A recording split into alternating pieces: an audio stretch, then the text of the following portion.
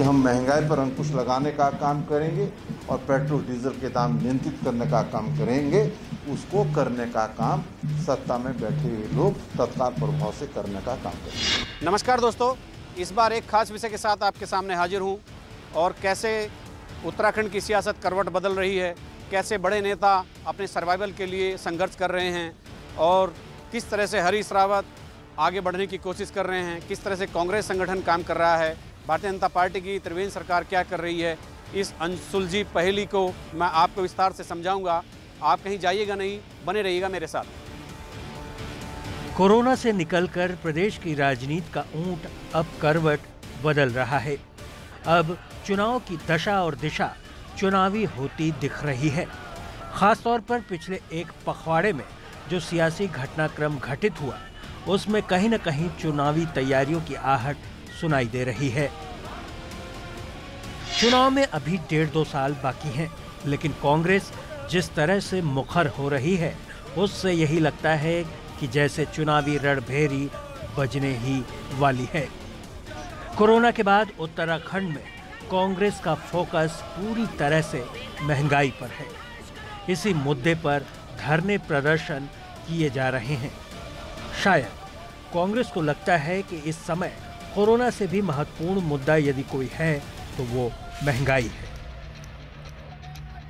उधर भाजपा भी जवाब देने के लिए तैयार तो है, लेकिन उसके सामने संकट ये है कि वो हर रोज बढ़ रहे पेट्रोल डीजल के दाम के पीछे की वजह क्या बताए, इसलिए भाजपा चुप है। पेट्रोल डीजल के दाम लगातार बढ़ रहे हैं, इसलिए कांग्रेस इसका सड़कों पर उतर करके विरोध करने का काम कर रही है और ये विरोध हमारा जारी है और आगे भी लगातार विरोध जारी रहेगा। आज हमने साइकिल रैली के माध्यम से सरकार का विरोध करने का काम किया और सरकार से हम कहना चाहते हैं कि जो वादा आपने देश के लोगों से किया था कि हम महंगाई पर अंकुश लगाने का काम करेंगे और पेट्रोल डीजल के दाम नियंत्रित करने का काम करेंगे, उसको करने का काम सत्ता में बैठे हुए लोग तत्काल प्रभाव से करने का काम करेंगे। अब प्रदेश के अंदर त्राहिमाम लोग कर रहे हैं। प्रदेश के अंदर कोरोना से मरने वालों की संख्या लगातार बढ़ रही है। आप कह रहे साहब सब कुछ ठीक है, लगातार संख्या जो है संक्रमण की वो लगातार बढ़ रही है। 3000 पार हो गई, जो एक महीना पहले केवल 65 थी। बोलेंगे तो कहेंगे साहब ये खिलाफ बोल रहे हैं। पेट्रोलियम पदार्थों में आपने पूरे देश को लूट के रख दिया। 3.5 लाख करोड़ रुपया आप मुनाफा कमा रहे हैं। पूरी दुनिया में कच्चे तेल की कीमत जो है वो नीचे न्यूनतम पर चली गई। $28 से $42 आज कीमत है और जिस ज़माने में यूपीए सरकार के $129 प्रति बैरल था, 71 रुपये पेट्रोल था, आज जब 1/3 कच्चे तेल की कीमत हो गई है, तब आप पेट्रोल की कीमत तब से 12 रुपये ज़्यादा ले रहे हैं। डीजल की कीमत तब से आप जो है कम से कम 20 रुपये ज़्यादा ले रहे हैं। तो आप लगातार लूट रहे हैं। हम लूट के खिलाफ बोलेंगे तो आप कहेंगे साहब ये सोशल डिस्टेंसिंग का पालन नहीं कर रहे। कांग्रेस का तो हर बात पे प्रोटेस्ट है।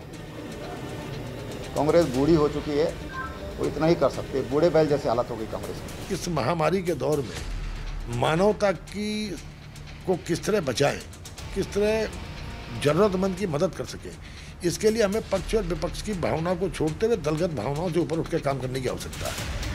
और जिस तरह से कांग्रेस ने कोरोना महामारी का राजनीतिकरण करने का प्रयास किया, ये निश्चित रूप से निंदनीय है और मैं इसकी भर्त्सना भी करता हूँ। आज राजनीति करने का समय नहीं है, राजनीति करने के लिए बहुत लंबा समय है। आज पूरे दुनिया त्रस्त है कोरोना महामारी से। ऐसे में आम जन को किस तरह हम फायदा पहुंचा सकें, किस तरह लोगों के अंदर जागरूकता ला करके इस बीमारी से लड़ने की एक उसके अंदर संकल्प शक्ति को पैदा कर सकें और किस तरह से हम लोग एक जो छोटा व्यक्ति है जो ज़रूरतमंद है उसकी ज़रूरत में काम आ सके, आज इसको मैं समझता हूँ इसको प्राथमिकता दी जानी चाहिए।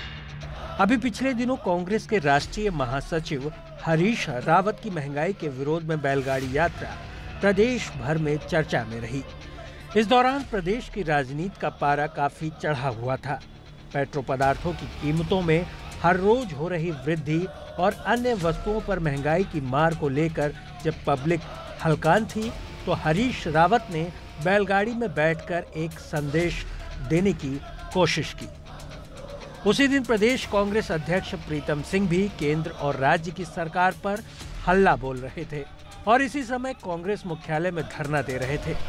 लेकिन उसी दिन शाम को तेजी से घटे घटनाक्रम के तहत कोविड-19 के नियमों का उल्लंघन का दोषी मानते हुए हरीश रावत के खिलाफ आपदा प्रबंधन एक्ट के तहत पुलिस ने मुकदमा दर्ज कर लिया। मुकदमा होते ही प्रदेश की सियासत का पारा एक बार फिर गर्म हो गया और हरीश रावत ने अगले दिन राजभवन के सामने धरना देने का ऐलान कर दिया, लेकिन पुलिस ने उन्हें राजभवन से पहले ही रोक लिया। देखिए, ये प्रवृत्ति बन गई है भारतीय जनता पार्टी की, सरकार की, केंद्र की हो, राज्यों की हो, जहाँ जहाँ इनका राज है, जो इनके खिलाफ बोलेगा उसके खिलाफ मुकदमा कायम कराएंगे, कोई ना कोई बहाना बनाएंगे। आपने देखा शुरू से लेकर के आखिरी तक, जब से इनका राज आया है तब से विपक्ष की आवाज़ दबाना चाहते हैं। हम मुकदमों के लिए तैयार हैं। कितने मुकदमे करोगे? 1, 10, 100, 1000, लाख करिए मुकदमे जितने करने हैं। जनता की आवाज़ बंद नहीं होगी। जनता की आवाज़ लगातार कांग्रेस उठाती रहेगी। हम लोग लड़ते रहेंगे। हमलावर होना उनका काम है, विपक्ष में है, होना चाहिए। लेकिन ये भी देखें कि राजस्थान में क्या हो रहा। राजस्थान में उनकी सरकार है, तो पहले वहाँ जाके बैलगाड़ी चलाना, फिर यहाँ चलाएंगे तो ठीक रहेगा। अब अपने सरकारों को नहीं देखेंगे और दूसरे की सरकार पर आरोप लगाएंगे। देखिए, जब भी आप कानून को तोड़ेंगे तो कानून अपना काम करेगा। राज्य में कोरोना को देखते हुए पूरे देश के अंदर तमाम एडवाइजरीज घोषित की गई हैं, तमाम तरह की गतिविधियों को बैन किया गया है। आप भी देख रहे हैं कि भारतीय जनता पार्टी सत्ता पक्ष है, लेकिन हम लोग भी कोई जनता पब्लिक मीटिंग नहीं कर रहे हैं, वर्चुअल रिलीज कर रहे हैं नई तकनीक के हिसाब से। तो आज जो भारत सरकार की गाइडलाइन है उसका पालन करना हर देशवासी का कर्तव्य है, और कांग्रेस देशवासियों से ऊपर नहीं है, न कानून से ऊपर है। कानून जो तोड़ेगा उसके खिलाफ कार्रवाई की जाएगी। इस लॉकडाउन में जो भी, चाहे वो कोई भी हो, अगर वो सरकार विरोधी काम करता है या देश हित में विरोध में काम करता है, तो निश्चित रूप से जो है पुलिस हो चाहे प्रशासन हो, वो उसी एक्ट के अनुसार काम करेंगे जिस एक्ट के अनुसार जो है आपदा का काम होता है। और मुझे नहीं लगता है कि कहीं भी सरकार ने, देखा होगा आपने कि कोई अलग से कोई नीति बनाई हुई है। हम एक मानक है, और उस मानक में अगर कोई धरना प्रदर्शन करता है, जब 144 लागू है, ये किया जा रहा है कि भाई सार्वजनिक स्थलों पे भीड़ नहीं करनी है, तो मुझे लगता है कि ऐसे समय में कांग्रेस अगर ये आरोप लगा रही तो कहीं ना कहीं उनको जो है ये खुद समझना चाहिए कि कभी भी भारतीय जनता पार्टी ऐसा काम नहीं करती। 1 रुपये ना उनने पीएम फंड में जमा किया है, ना उनने सीएम फंड में जमा किया है, ना उनने सरकार को कोऑपरेट किया है, तो निश्चित रूप से कहीं ना कहीं राजनीति की बू नजर आती है। महंगाई के खिलाफ हरीश रावत बैलगाड़ी में सवार होकर यात्रा पर निकले। अपने कार्यकर्ताओं के साथ, अपने समर्थकों के साथ उन्होंने एक विशाल जुलूस निकाला, लेकिन शाम होते होते पुलिस ने उनके खिलाफ आपदा प्रबंधन अधिनियम के तहत पैंडेमिक के नियमों का उल्लंघन करने का एक मुकदमा दर्ज कर लिया। यहाँ कहानी में एक अलग ट्विस्ट आया, एक अलग मोड़ आया, और उसी दिन दोनों नेताओं के प्रदर्शन थे, लेकिन प्रीतम सिंह ने सोशल डिस्टेंसिंग के साथ अपना धरना दिया और हरीश रावत के साथ भारी भीड़ थी। शाम होते होते जैसे ही मुकदमा दर्ज हुआ तो उत्तराखंड की सियासत गर्मा गई और हरीश रावत और पूरी कांग्रेस ने एकजुट होकर सरकार पर हल्ला बोल दिया। कांग्रेस के इस सफल विरोध प्रदर्शन की सबसे स्याह तस्वीर ये थी कि पार्टी की गुटबाजी स्पष्ट तौर पर दिखी। प्रदेश कांग्रेस अध्यक्ष प्रीतम सिंह और कांग्रेस के राष्ट्रीय महासचिव हरीश रावत दोनों ही भाजपा सरकार के खिलाफ अलग अलग शक्ति प्रदर्शन कर रहे थे। भाजपा रक्षात्मक मुद्रा में थी और कांग्रेस में 2 धाराएं बह रही थीं। इस वजह से कांग्रेस के सफल विरोध प्रदर्शन की धार बहुत तेज नहीं दिखी, क्योंकि एकजुटता का भाव नकारात्मक संदेश देता है। इस समय हरीश रावत अपने राजनीतिक जीवन के सबसे महत्वपूर्ण मोड़ पर हैं। यदि यहाँ उन्हें सफलता नहीं मिली तो फिर ये उनके लिए एक बड़ी चूक होगी। सही बात यह है कि लड़ाई मुद्दों की नहीं है, लड़ाई महंगाई की नहीं है, लड़ाई वर्चस्व की है, लड़ाई अपने अस्तित्व की है। कैसे हम दिखाई दें हम बड़े नेता, इसलिए सब अलग अलग चल रहा है। और वो कांग्रेस का अंदरूनी झगड़ा है, लेकिन मुद्दा पकड़ रखा महंगाई। मुद्दे से उनको कोई लेना देना नहीं है, लेकिन वो अंदरूनी लड़ाई है मैं बड़ा, ये सिद्ध करने के लिए सब काम हो रहे हैं। दरअसल हरीश रावत बहुत ही मंजे हुए राजनीतिकों में गिने जाते हैं। उनकी बड़े और उन दिग्गज नेताओं में गिनती होती है जो अपनी रणनीति से सामने वाले को पलटने का दम रखते हैं। उत्तराखंड के मुख्यमंत्री भी रहे हैं। वो बात दूसरी है कि उत्तराखंड के मुख्यमंत्री रहते हुए उनका परफॉर्मेंस बहुत अच्छा नहीं रहा और पब्लिक ने उनकी सरकार को सिरे से नकार दिया। खुद 2 जगह से 2 विधानसभा क्षेत्रों से चुनाव लड़े और दोनों ही जगह से उनको करारी शिकस्त झेलनी पड़ी। लेकिन वो कब क्या कर देते हैं, कब किसके पक्ष में कोई बयान दे देते हैं और किसको चौंका देते हैं, ये किसी को आभास नहीं होता। पिछले ही दिनों की बात लीजिए, उन्होंने उत्तराखंड के मुख्यमंत्री त्रिवेंद्र सिंह रावत के बारे में एक अपनी ट्विटर पर लिखा कि उत्तराखंड की त्रिवेंद्र सरकार को अस्थिर करने की कोशिश की जा रही है। इसके तमाम अटकलें लगाई गई, तमाम सियासी इस पर घमासान हुआ। हरीश रावत ने आखिर भारतीय जनता पार्टी के मुख्यमंत्री की सरकार को बचाने के लिए या एक ध्यान आकर्षण ऐसा करने के लिए ऐसा क्यों किया? अगर उसकी तैयारी भारतीय जनता पार्टी के भीतर हो भी रही होती तो वो रुक गई होती, ऐसा ही माना गया और तमाम लोगों ने माना कि हरीश रावत ने त्रिवेंद्र सिंह रावत को बचाने के लिए किया है। अभी पिछले दिनों ही देखिए, उन्होंने अपने ट्वीट से एक ट्वीट किया और उन्होंने उसमें लिखा कि त्रिवेंद्र रावत जिंदाबाद और 5 साल पूरे कीजिए और मौज कीजिए। तो ये इस तरह की चीज़ें हरीश रावत करते रहते हैं और वो भारतीय जनता पार्टी के मुख्यमंत्री के लिए अगर ऐसा लिख सकते हैं कि आप 5 साल पूरे कीजिए और मौज कीजिए, तो इससे कांग्रेस में बेचैनी होना लाजमी है। लेकिन पते की बात यह है कि इस समय भारतीय जनता पार्टी की भी एक कसौटी है, उस पर जिसको खरा उतरना है और हरीश रावत के सर्वाइवल का दौर है। अगर हरीश रावत अभी अपने आप को सर्वाइव नहीं कर पाए और अपना ये अज्ञातवास नहीं तोड़ पाए, पार्टी को सत्ता में नहीं ला पाए, तो उनके पास शायद ही फिर कोई दूसरा मौका बचेगा। प्रीतम सिंह प्रदेश कांग्रेस अध्यक्ष हैं, तो प्रीतम सिंह के सामने ये चुनौती है कि वो कैसे दूसरी लाइन से पहली लाइन में आकर हरीश रावत को मात दें। त्रिवेंद्र सिंह रावत की ये चुनौती है, त्रिवेंद्र सिंह रावत के सामने ये एक कसौटी पर खरा उतरने की एक चुनौती है कि वो इस सरकार को, इस प्रचंड बहुमत की सरकार को सामान्य बहुमत के साथ ही सही कम से कम पुनः सत्ता में ले आए। ऐसी तमाम अटकलें हैं जो अभी से शुरू हो गई हैं और आज से जो पिछले एक पखवाड़े से राजनीति शुरू हुई है, ये उसकी बुनियाद है और अब ये राजनीतिक पारा और बढ़ेगा, सियासी हलचलें और बढ़ेंगी।